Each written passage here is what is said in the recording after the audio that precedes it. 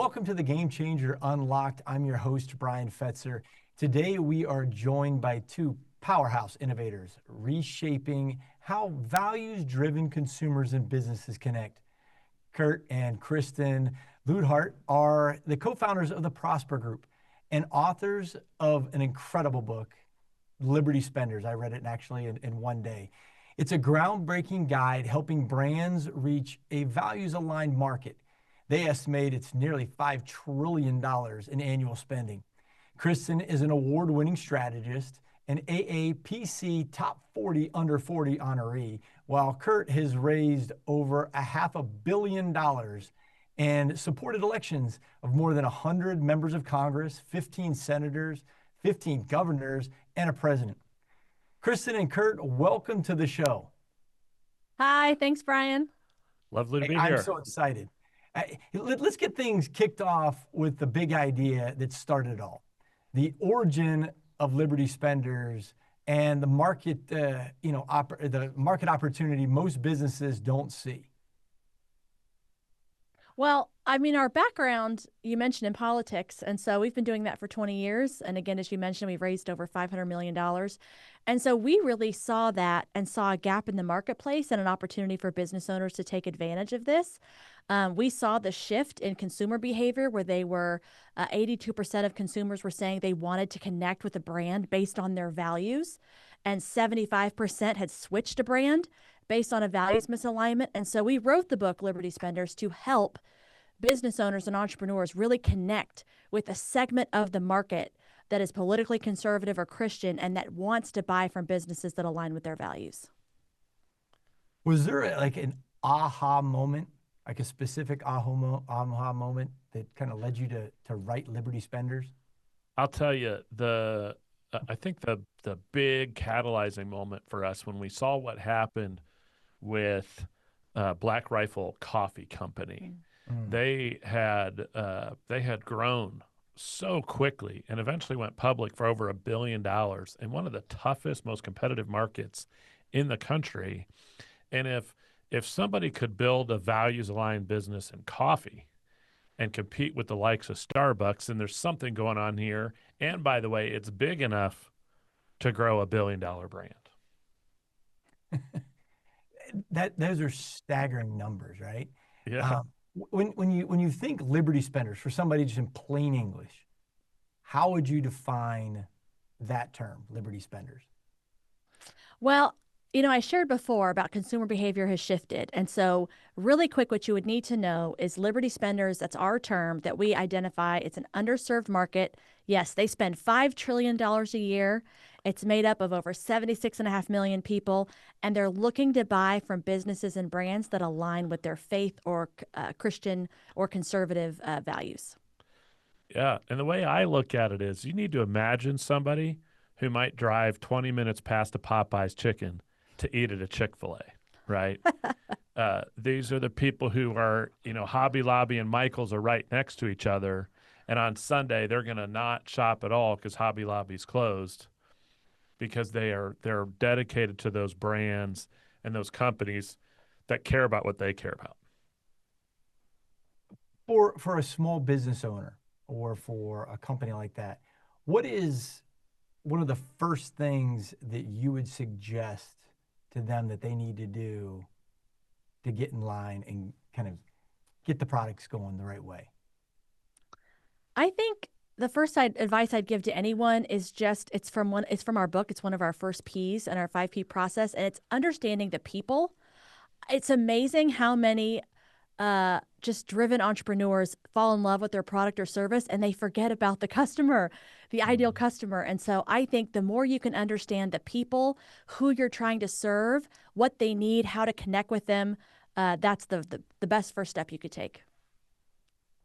When you talk about authenticity and trust, what does a real ad, a kind of a real situation look like? Yeah, if you'll let us wax philosophically a little bit, we live in a very low trust media environment right now. People see things in traditional media, they see things on social media, and they just don't know whether what they're seeing is true Is it biased in some way? Was it even fake or created by AI?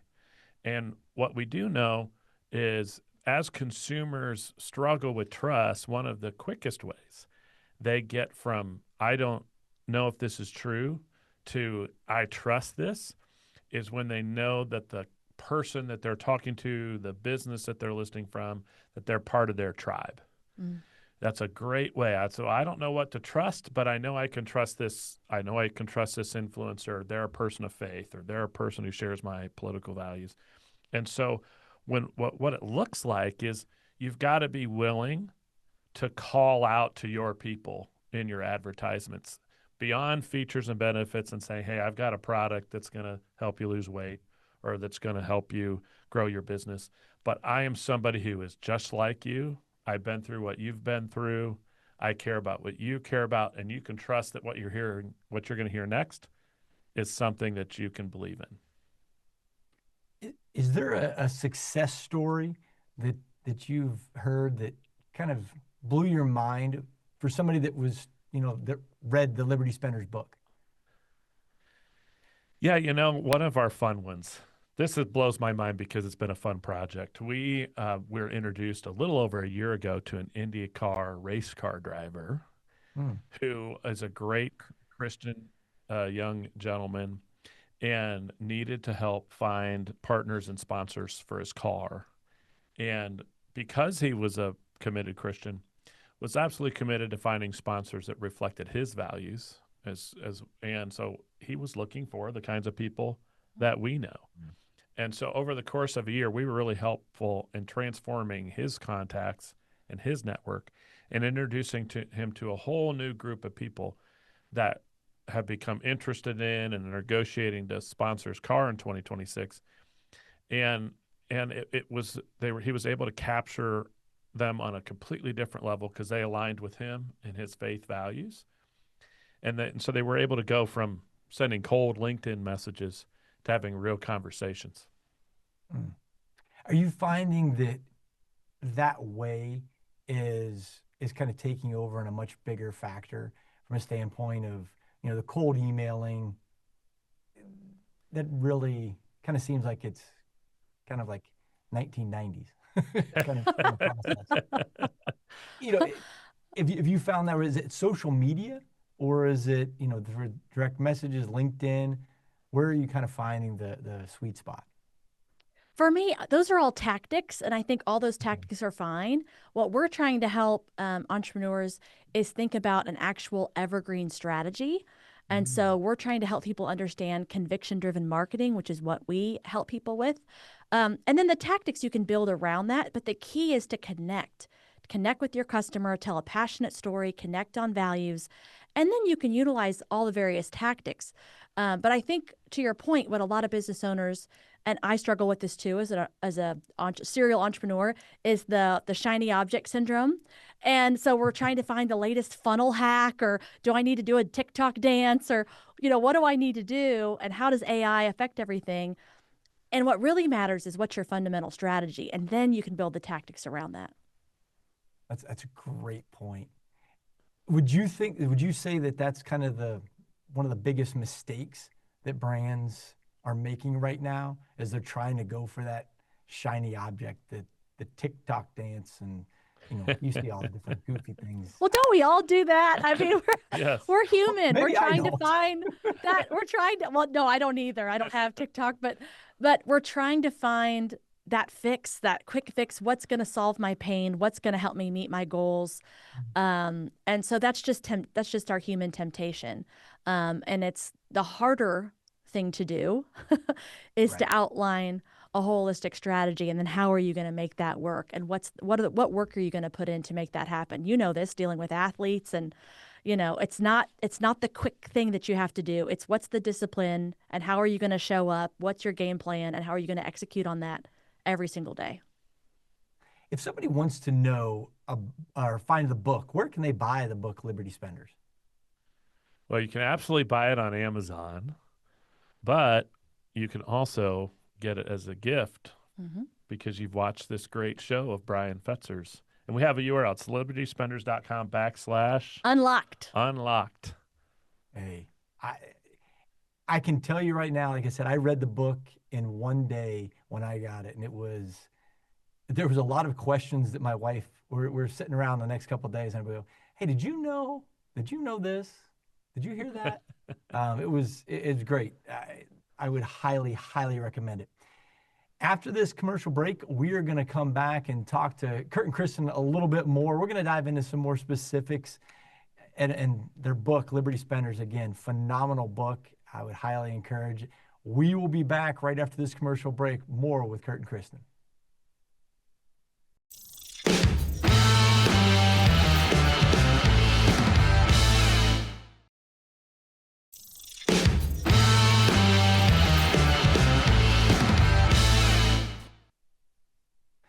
Welcome back to the Game Changer Unlocked. Want more of what you're watching? Stay connected to the Game Changer Unlocked and every Now Media TV favorite live or on demand.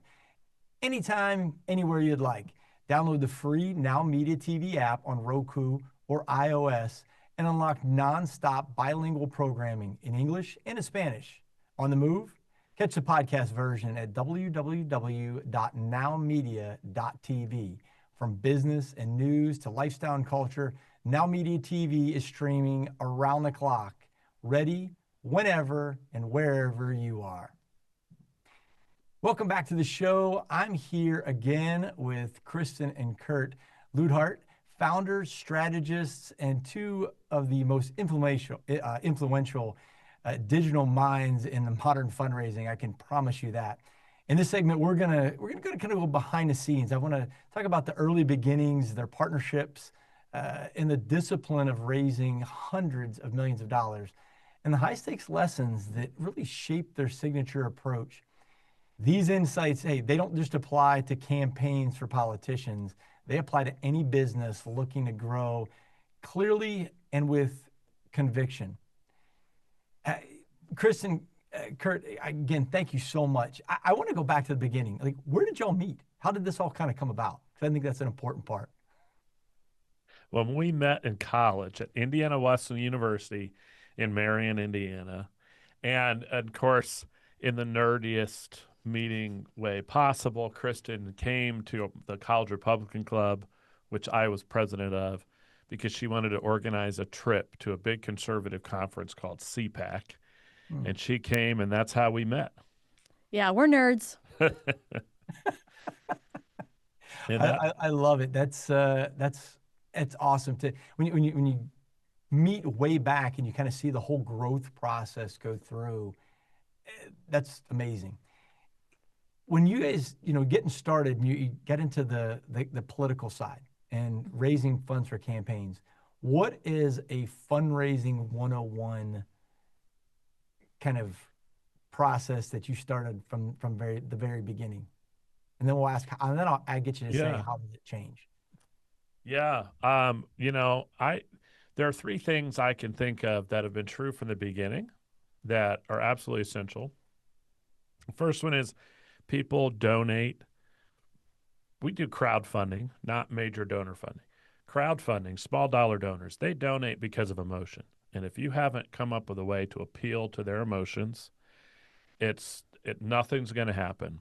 Second, they have to be given a reason to give urgently, because people might feel the emotion, and then if you say, well, I could use your support, maybe, just whenever you can give it, people will procrastinate. That's what we do.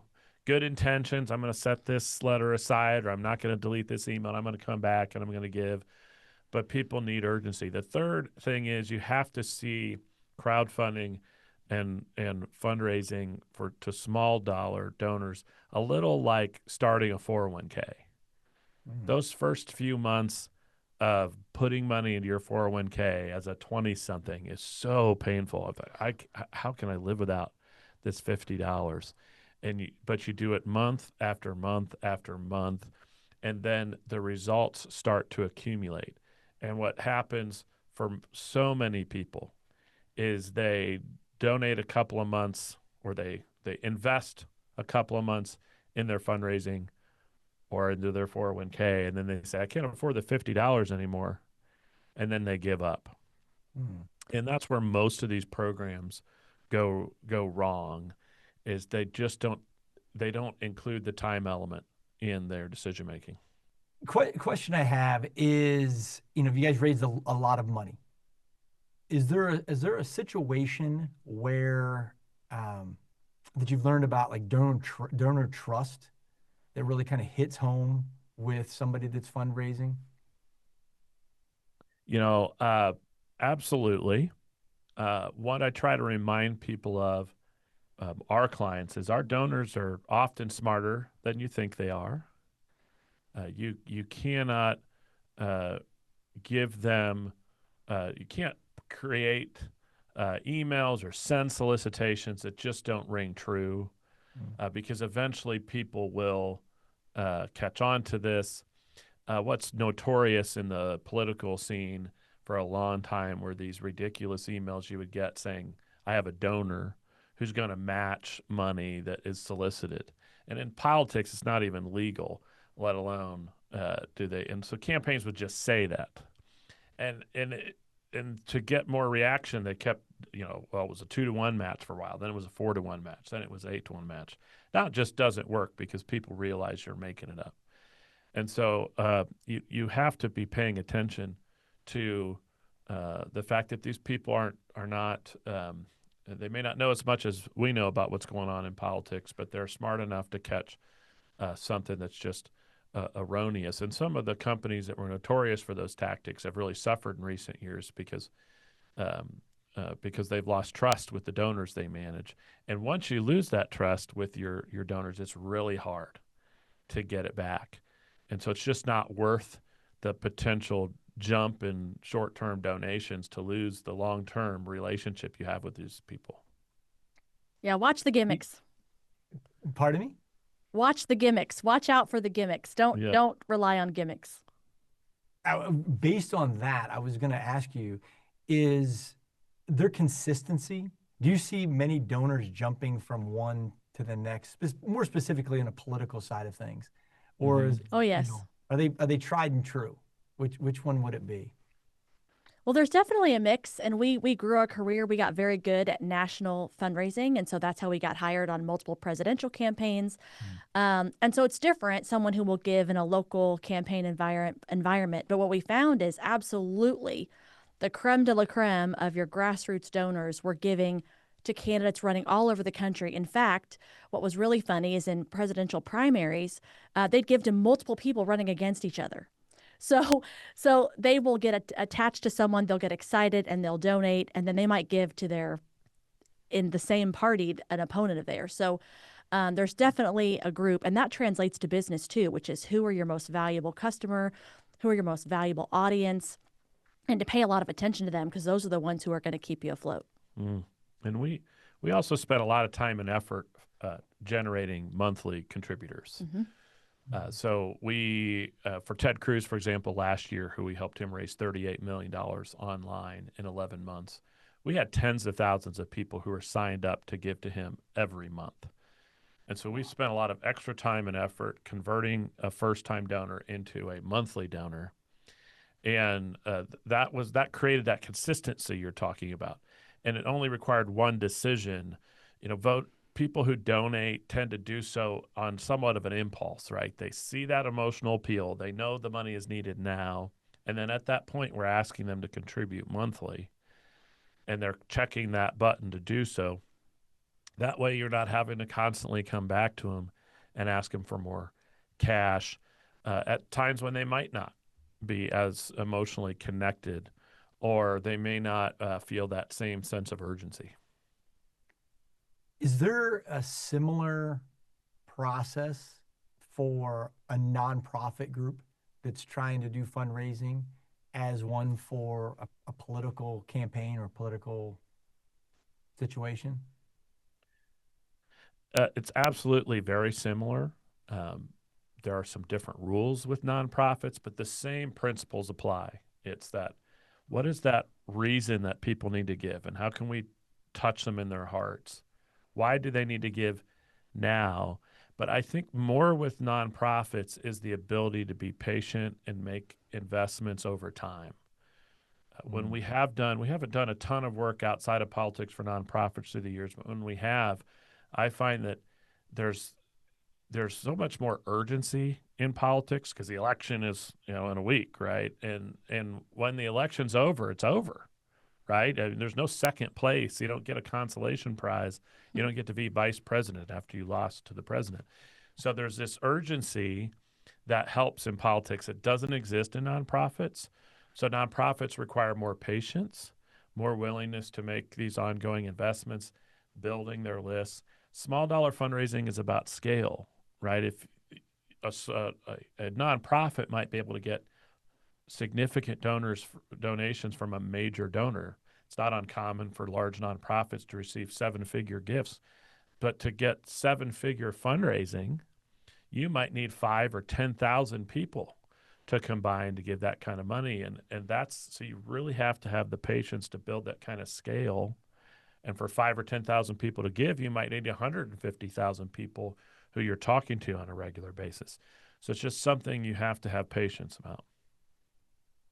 Is there something that you learned, like a lesson that you learned, that you could go back to the younger Kurt and Kristen, that you fundraised, that you would change now from what you did from the start?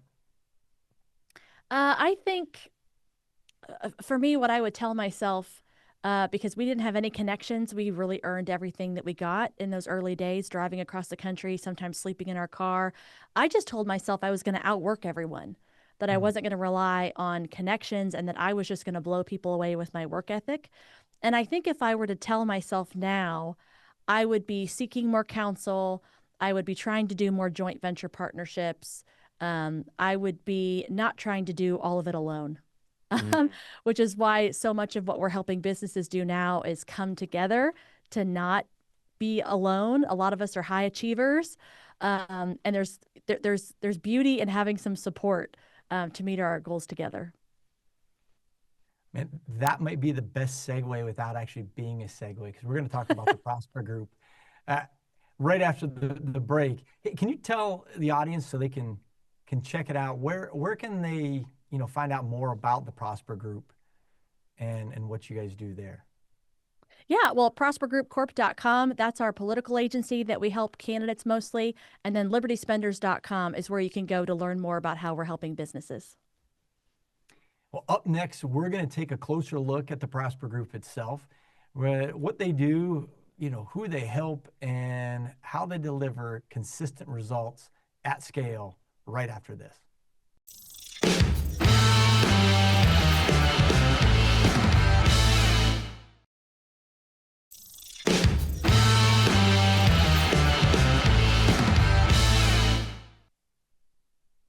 Welcome back to the Game Changer Unlocked. With us again are Kristen and Kurt Luidhardt, whose agency, the Prosper Group, has become one of the most trusted partners for campaigns, causes, and mission-driven organizations. I can tell you, no question. In this segment, we dig into the engine that drives their success, the data, the creative clarity, and a unique approach that kind of blends precision with purpose. Digital strategy today requires more than just ads. It demands, targeted funnels, rigorous testing, analytics, driven decisions, and more importantly, human-centered messaging. Kurt and Kristen, they're going to break down this approach a little bit. Just want to ask you, what makes the Prosper Group different than every other agency that's out there? Our specialty at Prosper Group started by working exclusively for political candidates. And then we started doing more work for, we'd call political adjacent type organizations, advocacy, we might call it. So they'd be nonprofits, but maybe would have a public policy or political outcome. Probably the biggest thing that makes us different is we have 20 years of data that we've built up on the kinds of people who want to donate to a political campaign and a political cause, particularly on the center right. We work with Republicans and conservative causes. And that's something that just can't be replicated off the street. Mm-hmm. The best place to go to find somebody who wants to donate to a Republican political candidate is to somebody who donated to a different Republican political candidate. And so that access to 20 years of history and data is so valuable. You're essentially giving yourself a head start in success. So that's probably the absolute distinct and original advantage we have right now working with campaigns and causes. And if I could add to that, what we're now doing helping businesses, it's the exact same reason, which is, you walk out of the street and you throw a stone, you're going to hit 50 other marketing agencies. And so our specific value proposition and niche is that we know this audience of liberty spenders. We know this audience of politically conservative or Christian consumers. And so if you're interested in marketing to those people, of having an evergreen strategy, come to us, because that's an audience we know really well, and we can help you succeed and build a profitable strategy based on what we call conviction-driven marketing, which is very different than someone who's just trying to sell you Facebook ads or help you on LinkedIn, or just wants to cut a TV ad. We're very specific in what we offer. Is there successes beyond just dollars and cents? I mean, I know that sounds kind of crazy when you're talking about fundraising, but there has to be some kind of successes beyond that. And you guys have both mentioned it's kind of a longer term situation. You're not just trying to go for the quick fix that, hey, give me $5 and then I don't ever want to talk to you again. I mean, sometimes there is a quick fix, but you're right. It's that mindset, I think, that can get us trapped sometimes. Yeah, I mean, for campaigns and causes, there absolutely is a awareness outcome that we've helped build for people, which has advantages across the board. When you're asking for money for a politician, you're also, by the way, putting their name and their issue positions in front of somebody in a very positive light. So even if early fundraising ROI isn't solid, the brand awareness and the image building is. In the same way, you can think about that as a brand when you think about the two types of advertisements you might undertake. You can do, in politics, we call it the air war versus the ground war, but it's the idea that some of your ads are specifically transactional when you're selling for your brand, and those ads are asking for a purchase. Some of your ads should simply be explaining who you are and why you exist and why you care, and the right combination of those two lifts both ships. One without the other can be very difficult. You said something that kind of sparked my curiosity even more. When you started talking about the community side of things, and you didn't really say the word community, but as you're getting in and kind of like causes or like thought processes with business owners, how does that factor in from a standpoint of, I'm a business owner and I'm trying to learn from others? How do you guys help in that aspect of it? Well, it's a great question. And again, we have benefited ourselves. It's partly why we've come to this point in our own career, is we've been helped so much by other masterminds and group communities where we have been surrounded by other people who challenge us, who have something to add, who have something to teach and share. And so for us, how we help with that is, we have our own community of the Liberty Business Alliance. And so we invite people who want to learn more about this to join. We have workshops, webinars, trainings, but then the network effect is so powerful because people are finding ways to do business collaborations together. They're helping to solve other people's problems. Hey, I'm running into this. What are you seeing? And so we're really just blessed to be able to create that environment so that like-minded business owners and entrepreneurs can come together and grow together. What brought about the thought process for the Liberty Business Alliance? I think for me, it was understanding that if I could put a finger on one thing, and it's hard to say one thing, that's really helped us have our success, it's been the connections and collaborations we've made. That almost nothing really amazing happens alone. And Kristen referenced this earlier when she talked about one regret was when we were trying to do it alone, we got nowhere. But when we found good partners, collaborators, joint ventures, that's when we saw success. And we'd like to help now that we've been doing this for 20 plus years, help facilitate those kinds of collaborations and those kinds of partnerships. Because it's often really who you know more than what you know or how to do something. It's who can do it for me, who's that right partner, who has my customer already and might be willing to partner with me. Those kinds of important questions can lead to some real $1 million ideas, $1 million partnerships. When you mention the word partnerships, has there been a partnership that came about, and I know, maybe you don't have to say the exact name, but has there been a partnership that came about through the years of doing this that was kind of unexpected and you really didn't think, but is actually prospered? Using a play on a little bit. Yeah, well, probably too many to name, honestly, because it's really shifted our whole business mentality. We now just really thrive on having a partner mindset. Even if that's just how can we win together? How can I add value to you and vice versa? And so I can think of that in terms of list arrangements. I can think of that in terms of going back to former clients and saying, hey, here's something that we can add value to you even after you're no longer a candidate in the political space. But also, as Kurt mentioned, who are other people that have our same customer and how can I find a way to add a benefit to them where we can essentially share that and do partnerships and joint ventures together. And so I think even beyond the relationships that you build where you can get such valuable introductions because there's a network effect that is so powerful that I'm sure you've experienced as well. But there's business to be done together. That's a true statement. Very true statement. If somebody, they're approaching, they're going to work with you guys, what do they have to be kind of prepared for in that first phone call that would be, hey, I want to work with you guys. What do I need to kind of bring to the table? I would bring to the table a willingness to share what's really going on.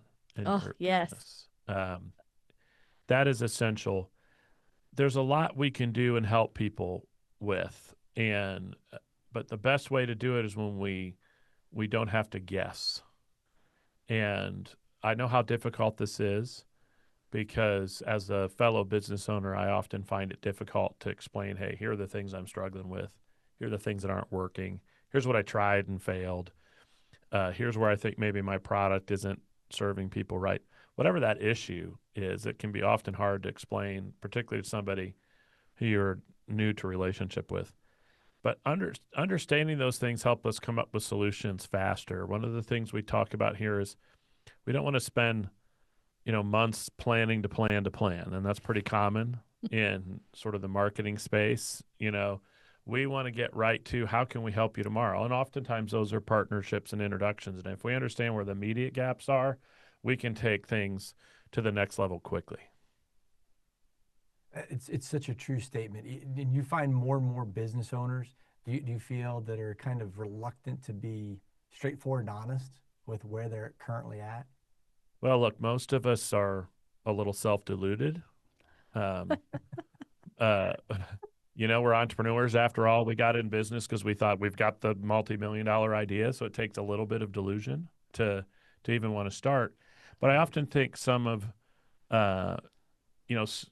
us, myself included, don't appreciate our blind spots, which often come from things like pride and, an unwillingness to hear feedback or greed or fear. And these are the kinds of things that sometimes are hard to diagnose, self-diagnose.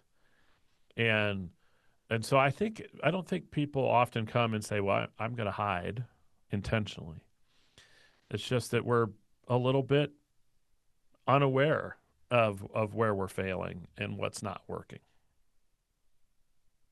Yeah, I can see so many times people, what you're just saying, so many times I talk to somebody and the first expression is always, how are things going? Great. They're awesome. Right. Right. When you know that they're bleeding money and they're not in the right place. But that's just kind of, I guess, the normal way now to say it. How do you kind of explain the situation? Yeah. Yep. And the best way to snap out of that is, I think, being willing to just speak truth with some grace and love. And so, for us, we want to know who our identity is. And as believers, our identity is in our Savior, Jesus Christ. And so we're okay, even if everything else around us looks like it's a hot mess. And so I think we try to bring that so that other people can hopefully have some comfort. And the only reason I can help anybody get out of a hole is because I've been there first and I found my way out. So that means I can help you find your way out, not because we've not screwed up, right? We've made all those mistakes probably times 10 of whatever you're dealing with. So true. So true. Hey, coming up next, a fast, fun, future-focused lightning round where we're going to explore some personal habits, kind of the next wave and some fundraising trends and one KPI that people absolutely need to pay attention to. Right back next on the Game Changer Unlocked.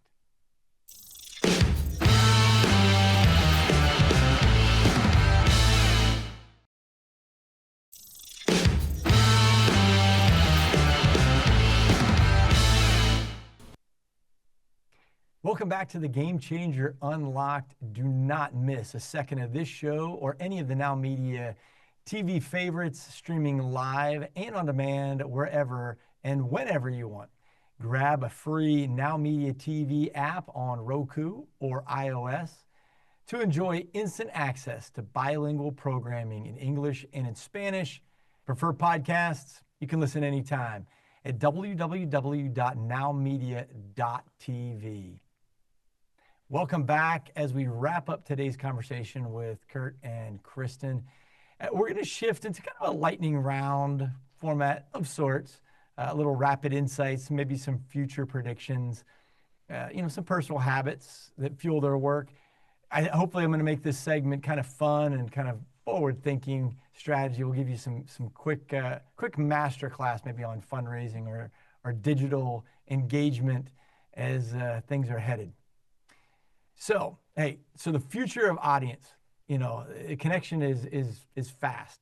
AI, privacy, short form content, donor segment, they're kind of reshaping how things grow. And Kurt and Kristen, share what leaders need to know, and just make sure you check out that book, Liberty Spenders, and go to the Prosper Group to find out more. All right, coffee or tea? Which one is your choice or poison, whatever you want to call it? I am now a coffee drinker, but I wasn't until I was in my 30s. So I'm a late coffee drinker, and I'm a terrible person to ask about this stuff because I'm not an aficionado. So I don't do the fancy coffee orders. I'm always blanking out. I don't know what to do. I ask other people what I should order. So I I drink my coffee from 7 Weeks Coffee, which is a great brand to support. And it is delicious. And I throw in my little collagen peptides in there, some creamer, and I'm off to go. Yes. Coffee black. That's what I do. Nothing else in it. Is there a productivity ritual that you go through as you're kind of working with a new client? For me, I do not think well sitting, and I need to get up and walk around. I thankfully have the basement to myself, which is a little limiting on the family, but I have the whole basement to myself, and I have giant Post-it notes that I stick on the wall, and all of my ideas come pacing around the basement, writing on those giant Post-it notes. Yeah, and Kurt's a great planner. I would say for me, if I ever really need to focus, one hack is a great music soundtrack. And this one I got to recommend. It's not for everybody, but the Tron soundtrack. They're coming out with a new one, but the one previously, that soundtrack was epic. And now I'm blanking out on who it was. Daft Punk? Yes. Oh my goodness. It's so good if you just want to sit and be in the zone. You could have given me a million guesses, I'm certain I would not have came up with what you just said. But I know my wife would have because she's into that big time for sure. That's not normally my go-to, but it works when you need to focus. That's awesome. Okay, now things coming in the future, what do each of you feel is kind of the next step in the evolution of fundraising? I'll tell you, I think it's going to become acoustic brands, which is a term I'm stealing from a third party whose name I can't remember, so forgive me. But it's the idea we're going to go through this phase where everybody's going to get excited about AI created stuff. And then people are going to start craving reality and they want it verified. And so I think you're going to start seeing more nonprofits, other people fundraising, swearing off the use of AI, particularly for creative, and then certifying it somehow. Like if you get a copy of our Liberty Spenders book, it says right at the right inside with the copywriting, certified human written. We didn't write it with ChatGPT. We didn't even use ChatGPT to help us come up with any of the concepts. Unfortunately. We No. we did it all. So I think everybody's excited about AI right now. I think particularly in advertising, we're going to start seeing kind of a backlash against that. And people will want to know, hey, this is real. I can before Kristen, before you say something, I 100% agree with that, because I think I see something. If it is on social media, my first thought is this can't be real. This has to be AI generated. Yep. So I think you got something there, which is crazy because we haven't even quote unquote come into the AI generated world yet. But yeah, I think people are getting used to that pretty quick. I think somebody jumping on that trend right now from the standpoint of use of AI would be ahead of the game and would benefit. All right, Kristen, what's your thought? Oh, no, I don't disagree. I just think, human connection, we're already seeing this. And if you, I know you're asking about fundraising, I think specifically, but if you just see how that's impacting society and trends and young people who struggle talking to other people, they don't know how to meet someone in real life, IRL. I just think getting together in person and having some human connection and community is going to be so important, even though we're so blessed that we're so connected and we can see anybody all across the world with our devices. There's going to be a return to wanting to get together with people in person. Now, who knows, as we're all living in the metaverse or whatever else is going to happen. But I do think that when trust is going to be challenged a lot, we're going to want to have that authentic connection with other people. Authentic connections are an amazing piece that we sadly continue to lose a lot of. If somebody was marketing and they had $1,000 to spend on it, what's the best bet? What would you say to them? Maybe this is a cop out, but I think affiliate marketing. Now it's money that's coming out on the back end, but I think a lot of businesses miss that opportunity. There are tons of individuals out there, influencers, brand ambassadors, media organizations, list brokers, who would market your product for a percentage of the revenue. And if you can put together an excellent offer and something that really converts, your $1,000 can grow quickly. And so I would really think pretty deeply about that. You got anything, Kristen?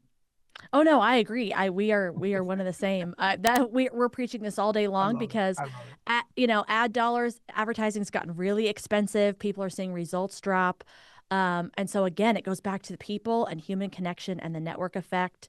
How can you get introduced to the right people who can just expand the awareness, the audience, and you can get that done at a fraction of the cost when you know the right people.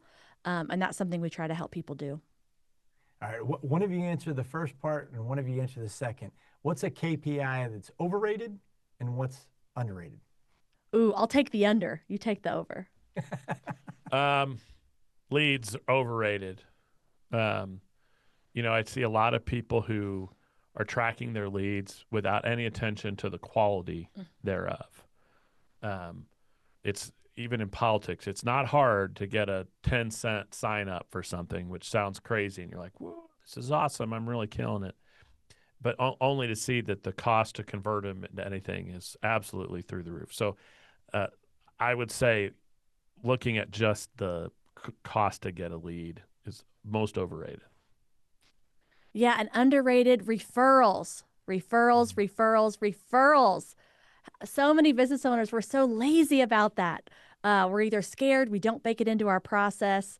But man, if you've got raving fans, you've got customers, clients that love what you do, you've got donors who support you, how can you get them to be your commercial? How can you get them to introduce you, get their testimonials? How can you track that? So many people don't have a system for it, and they're just leaving money on the table. That's low-hanging fruit. And so it's often one of the quick fixes that we joked about earlier. That's often a quick fix we can make, is just going to your existing support base, customer base, and figuring out how you can build that referral program. That goes back to something you said earlier about authentic relationships. Yes. And building those authentic relationships and how those kind of track over time, and they open so many doors. And I couldn't agree more. I've got one more question for you. If you could have a billboard, maybe in Times Square or anywhere in the country, what would it say in describing Liberty Spenders?